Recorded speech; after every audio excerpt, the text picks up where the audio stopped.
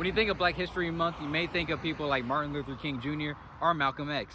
But here at Beach Hill Elementary, there's someone who may not be in the history books, but is doing her best to impact a child's life.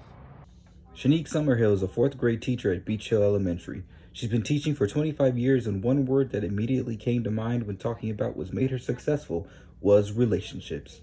Blessed, I think it's all about building relationships with children. It's about building relationships with parents. And I think once you have built that relationship, you develop a rapport with people and they begin to trust you.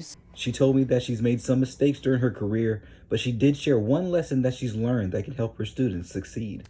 I try to make an impact on my students by making sure that I know them, that I know the background that they come from, that I know the struggles that they face, because that all plays a part in their success. Schoneke says one of her favorite parts of teaching is seeing a student's rise. When you have a child who may have been struggling in the past and then they finally get it, and that look of excitement is priceless.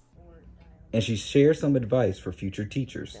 Do you always get positive results all the time? No, you don't. Sometimes it may be years from now that you realize the impact that you've even had on a child when you see them years later.